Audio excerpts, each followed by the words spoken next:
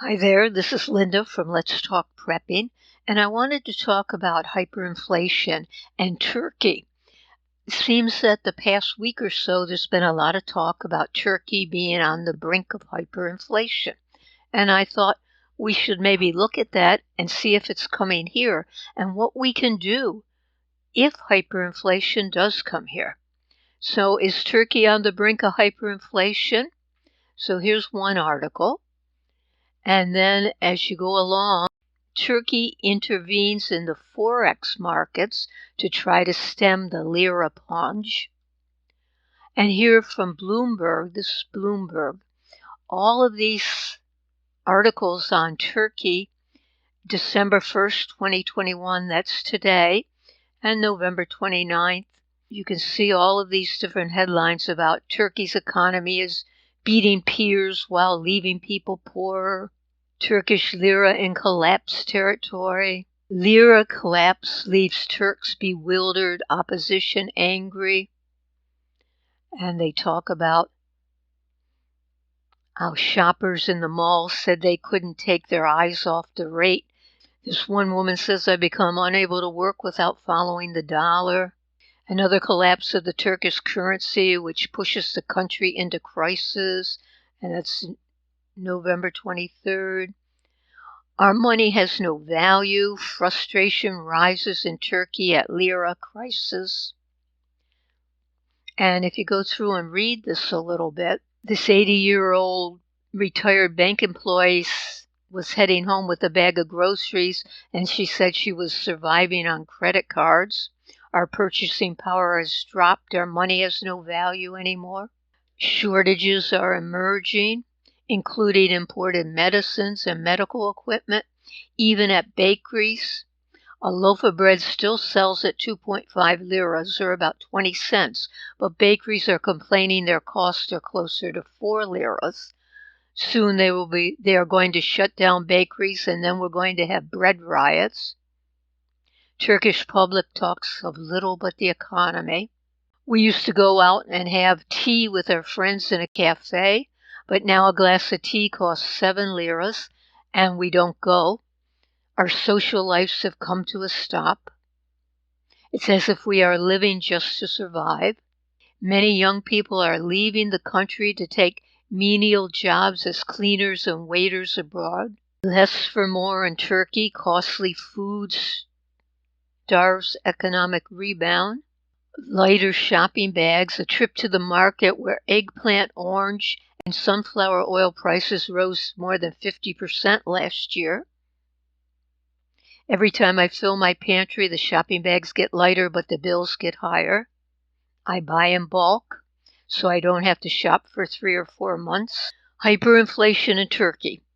This is from November 24th, 2021. Wine prices up 15% in one day. Chicken and cheese up 10%. One person said a bottle of wine which I bought the day before and increased by 15%. It's hard to keep up. Meanwhile, Turkey's economy is disintegrating. So let me go here. And I've never heard of this site. muni.com. 28 countries have experienced hyperinflation in the last 25 years. From the beginning of 1990, hyperinflation has occurred in 28 countries around the world on a total of 35 different occasions. 17 occurred in 1992 alone. They say currently only Zimbabwe and Venezuela are plagued by hyperinflation, and that's November 22nd, but Turkey is probably going to be added to the list. So what exactly is hyperinflation? When inflation exceeds 50% per month and lasts for at least 30 consecutive days, it qualifies as hyperinflation. So here are 58 episodes of hyperinflation over the last 100 years.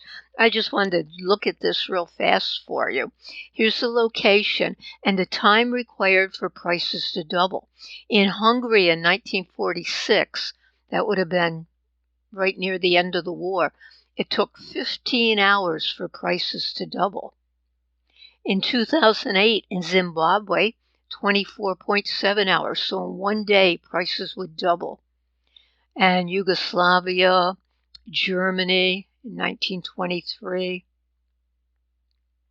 And this is the inflation rate. Look at those numbers. As you go through here, Peru in 1990, 13 days to double. Russia in 1924. Here's Venezuela in 2016, almost 18 days to double. And I wanted to just mention what's happening so that we can see what to do if it comes here. So from all those headlines, it looks like Turkey is heading towards a monetary collapse and hyperinflation. And I guess the question I want to ask you is, are we next? Is this a precursor of what is coming here? Why do we always seem to believe it can happen everywhere else but except to us? So if you take a minute to look at where we are and where we're going, you're going to see that we have high inflation right now. Seems to be getting higher all the time. We have a collapse of the supply chain, lots of shortages. They're trying to introduce social credit scores for us to buy things. We have fertilizer shortages. The farmland is being bought up. Will it all lead to hyperinflation? I have no idea. I'm not an economist. And if I did have an idea, I couldn't even tell you when. Is it going to happen tomorrow? Is it going to happen 10 years from now? Is it never going to happen? But let me tell you what to expect a little bit if it does happen. There's not going to be any credit.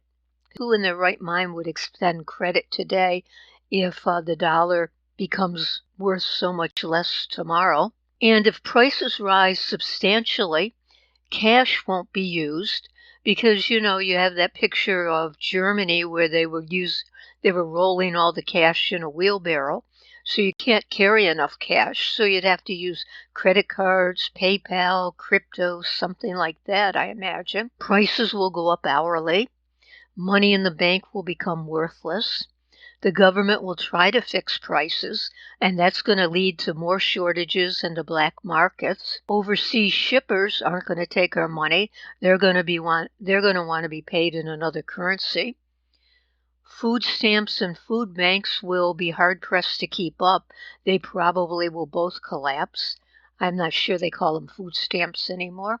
I did read something interesting. I found this very interesting. In Venezuela, inflation caused the average Venezuelan to lose 19 pounds because they were hungry all the time. So plan on, if you're wanting to lose weight, hyperinflation is going to do it for you. We're going to have societal unrest. Crime will explode because people are going to do anything for food. Homelessness will increase. Government services will stop.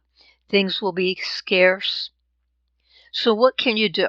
That's the most important thing. What can you do? You and I probably have no power whatsoever to stop what is going to happen or even to predict what is going to happen. But if you think it might happen, the thing to do is to stock up. In other countries, they converted their excess cash to another currency, and mostly dollars. But if the dollar collapses, you're going to have to find another currency to convert your cash into. You might want to check out gold and silver. I'm not a financial analyst. I have no idea if that is going to be good or not. You'd have to use your own judgment. But don't become dependent on the government. It's not going to be able to help you if everything collapses. What would you do? What should you do? Stockpile food, stockpile water, medicine, and other necessities. If you need to heat your home, then you have to stockpile whatever it is you use to heat your home. I would spend a lot of money on security now, because if you're stockpiling things, people are going to come after you.